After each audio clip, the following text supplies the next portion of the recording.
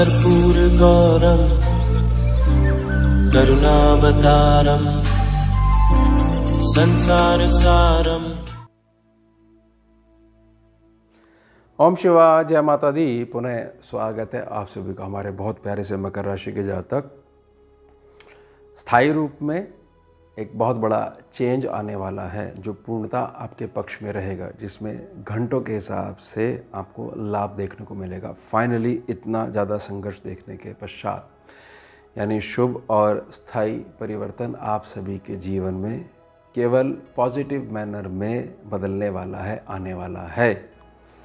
यानी कि अब जो ये काल आने वाला है, इसमें वह सारे सुख आपको मिलने वाले हैं जिसके लिए अभी तक आप तरसे हो, और उपयुक्त मेहनत करने के पश्चात भी कि इतनी स्ट्रगल करिए फिर भी हम जो इससे पीछे रह गए। अब जो है मानसिक रूप से हमारे को परेशानी होने लग गई है, यानी मानसिक अस्थिरता आने लग गई है। इतना ज़्यादा स्ट्रगल हम देख चुके हैं। वो ऐसे समझिए कि बृहस्पति बाबा जो हैं 12 जून से लेकर 9 जुलाई तक 27 दिनों का ये समय रहेगा। इसमें अस्त रहने वाले हैं। अब अस्त रहने वाले हैं, अस्त से तो कोई शुभ मतलब नहीं निकलता है, तो शुभता वाला परिवर्तन कैसे आने वाला है? समझिए इस बात को कि अस्त होता क्या है। बृहस्पति बाबा के संदर्भ में गुरु ग्रह के मानक बनाते हुए अस्त का मतलब है कि अभी तक जो भी प्रभाव हमारे को मिल रहा था बृहस्पति बाबा से, चाहे मिश्रित मिल रहा था, चाहे बहुत ज़्यादा शुभ मिल रहा था या संघर्ष वाला मिल रहा था, उसकी ना कार्य प्रणाली हम अपनी दृष्टि से, अपनी आंखों से देख पा रहे थे। अब 27 दिनों के लिए हम अपनी दृष्टि से बृहस्पति बाबा को नहीं देख पाएंगे, लेकिन प्रभाव आता रहेगा। तो प्रभाव पॉजिटिव कैसे, किस आधार पर पॉजिटिव, ये प्रभाव बदल कैसे जाएगा? बृहस्पति बाबा तो नहीं बदले। मिथुन राशि लगा लो, बृहस्पति बाबा लगा लो, अस्त प्रभाव लगा लो और साथ में अतिचारी चाल जोड़ लो, जिस चाल के कारण बृहस्पति बाबा में बहुत ज़्यादा बल आ गया है। तुरंत रिजल्ट देने का बृहस्पति बाबा शुभ ग्रह हैं, अलग से रिजल्ट नहीं देते हैं, अपने पद का मान बना के रखते हैं। ये चीज़ों को हमारे को बेसिक जो है पता रहनी चाहिए। ऐसा नहीं है, और जो भी कुछ वो करते हैं उससे जो है हमारा जीवन ही सुधरता है। भले ही कुछ समय के लिए ऐसा लग सकता है कि ये चीज़ों से सब चीज़ें बिगड़ने वाली हैं, ठीक है। अब जो ये अस्त प्रभाव है मिथुन राशि में, ये चीज़ समझिए। 3 नंबर राशि लगन के हिसाब से आपके छठे सेक्शन में पड़ती है। अब अस्त की ना 2 से 3 कंडीशन जैसा हमारा अनुभव रहा है वह आप मान लीजिए। बहुत ज़्यादा जो देनदारी और लेनदारी के संबंध में आपने संघर्ष देखा है, उसको बाहरी जगत में अगर आप जाकर चर्चा करते आ रहे हो, उसकी चर्चा करनी बंद कर दीजिए। अगर आपको चर्चा करनी है तो अपने घर वालों से करिए, अपने बुजुर्गों से करिए, या आपके जो भी इष्ट हैं उनके सम्मुख बैठकर करिए। बाहर जाके चर्चा करने से भले ही आप ठीक हो, अगला व्यक्ति जो है आपको परेशान कर रहा है, आपका केतु वीक होने लग जाएगा। साथ ही साथ इस बात को बहुत अच्छे से समझिएगा, क्या आपकी प्लानिंग है, क्या आपका जॉब प्रोफाइल है, जॉब में क्या होता है, ऑफिस में किस तरह के रिलेशंस हैं, इसको जितना ज़्यादा गोपनीय रखते हुए केवल अपने कैरियर की तरफ फोकस करने लग जाओगे तो ये छठे सेक्शन के बृहस्पति हैं, ये भर भर के आपके पक्ष में आ जाएंगे। यानी अस्त जो है, हमने सारी चीज़ों को, छठे सेक्शन की चीज़ों को गुप्त बना के रख लिया है।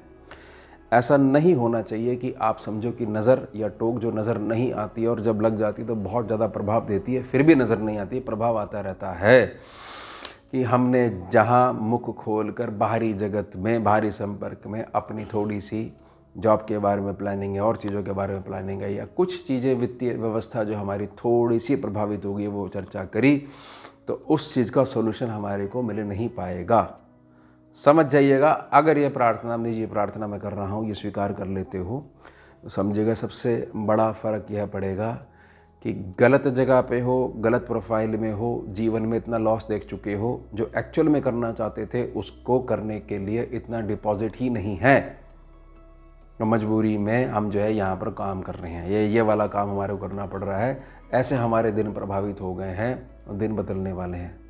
ध्यान से समझिएगा। साथ ही साथ हर महीने जो आपको जो पैसा मिलता है, जो भी आपका संघर्ष है, जो भी आपकी मेहनत है, चाहे वह जॉब में हो, चाहे व्यापारिक कुशलता के आधार पर कोई व्यापार कर रहे हो, सेल्फ एम्प्लॉयड हो, फ्रीलांसिंग करते हो, जो मर्जी करते हो, जिससे आपका घर चलता है, उसमें बहुत तेज़ी से और गजब तरीके से इम्प्रूवमेंट देखने को मिलेगी।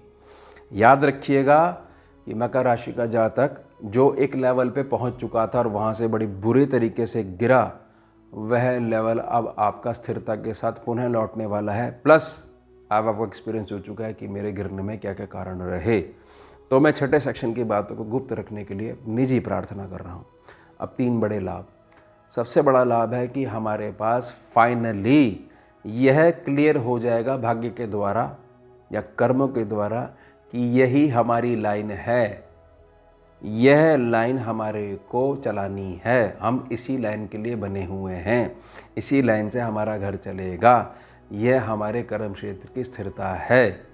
साथ ही साथ अगर आपके घर में आपके एल्डर्स के साथ आपका किसी प्रकार का डेली एक्टिविटी के आधार पर कनेक्शन बिगड़ा हुआ है और उसका प्रभाव बाहरी जगत में आपकी परफॉर्मेंस पे पड़ता है कि घर के कारण हम डिस्टर्ब हैं, बाहर जाके इसलिए हम कुछ कर नहीं पाते हैं, ये लोड बड़ा रहता है, वह चीज़ें नॉर्मल होने वाली है। मकर राशि के जातक, कोई भी जातक घर से जितना अधिक शांत वाले व्यवहार में मजबूती को प्राप्त कर लेता है, बाहर जाके थोड़े कम प्रयासों में भी वो बहुत जल्दी कामयाब हो जाता है।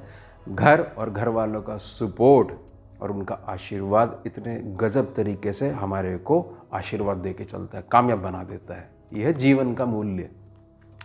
साथ ही साथ समझिए कि एक जो बगैर सिर पैर का जो खर्चा आके खड़ा हो जाता है, समझ में ही नहीं आता है कि यही चीज़ जो है और लोगों के पास भी तो है, ऐसा ही तो चीज़ें व्यवस्था लोगों के पास है, हमारे साथ ही इस चीज़ की क्या शत्रुता है कि हमारे को एक कर्जा देना पड़ता है सम्मुख व्यक्ति का, किसी भी रूप में, बीमारी के रूप में, खर्चों के रूप में। कोई भी चीज़ हमारे घर में जैसी एंटर करती है वह तो बेचारी बीमार हो जाती है। कोई गैजेट है, कोई और व्यवस्था है, मतलब खर्चा जो हमारा डिस्टर्ब रहता है उसमें भी बहुत अच्छे से ब्रेक लगने वाली है।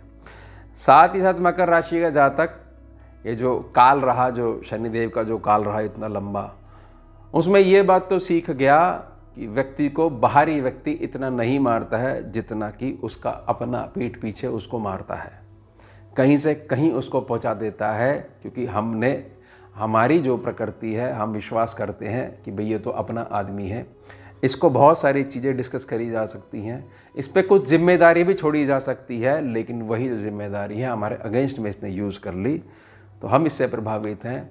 और अब हमें लगता है कि अब इसमें कुछ नहीं हो सकता है, अगला व्यक्ति जो है इस चीज़ को पूर्ण रूप से कब्जा चुका है। तो मैं प्रार्थना करूँगा कि जब भगवान का जब न्याय होता है, जब उसकी लाठी चलती है, दिखाई नहीं देती है लेकिन असल से ज़्यादा असर करती है। अगर वैसे किसी को लाठी चलाओ ना, वैसे दंड दो, तो दंड जो है उतना ज़्यादा भयानक नहीं हो सकता। कर्मों का जो जब दंड मिलने लग जाता है तो बहुत भयानक होता है। ये चीज़ आपके साथ होने वाली है।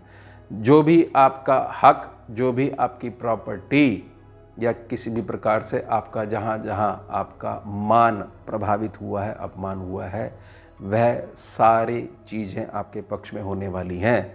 बस आपको शांत बने रहना है। कुछ ऐसा नहीं होना है कि आप बहुत ज़्यादा प्रसन्न हो जाओ ना, उससे एक निजी तौर पे अहंकार आके चुपचाप होके बैठ जाता है, फिर हमारी दुर्गति होनी शुरू हो जाती है। हमारे को तो समझना है कि हम तो आपको पहले से माफ़ कर चुके हैं, कोई बात नहीं। अगर आपको ऐसा लगता है ऐसा है, आइए, आपका वेलकम है। लेकिन मकर राशि का जातक, पहले वाली बात अब नहीं रहनी चाहिए। ऐसा नहीं होना चाहिए कि अब आप पुनः विश्वास करो, विश्वास के तौर पर पुनः धोखा खाओ। इसके लिए मैं अपने निजी अनुभव के आधार पर निजी प्रार्थना आप सभी को कर रहा हूँ। इस बात को ऐसे समझिएगा, ये 27 दिनों का जो काल है, ये जब चला जाएगा तो भी चीज़ें स्थायी रूप में कैसे रहने वाली हैं, जबकि बात जो है गोचरे परिवर्तन के आधार पर करी जा रही है। वह इसलिए कि फाइनली आपको समझ में आ गया है कि चीज़ें कैसे वर्क करती हैं और कहाँ पर आपको अपनी इमोशनल इन्वेस्टमेंट करनी चाहिए और कहाँ पर आपको बिल्कुल साइड में से बिल्कुल ऐसे पास कर देना चाहिए अपने आप को। ऐसा उनको करना चाहिए कि हमें तो पता ही नहीं कि वह चीज़ वहाँ थी भी या नहीं थी। हम और हमारा लक्ष्य है यही, आपस में एक दूसरे में बिजी रहते हैं।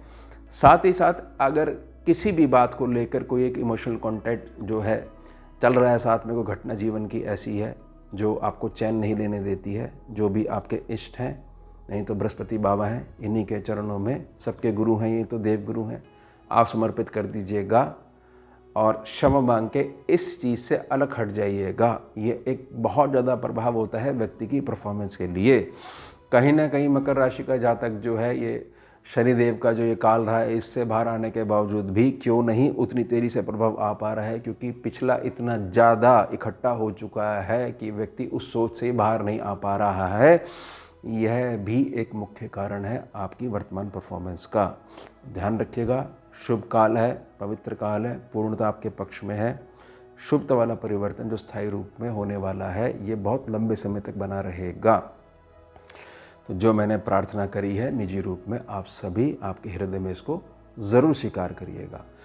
तो ये हो गया हमारा उत्तम विषय। मिलते हैं आपसे अगले भाग में नए विषय के साथ। जुड़िए और जोड़िए। ओम शिवा जय माता। भुजगेन्द्रहारम् कर्पूरगौरं करुणावतारं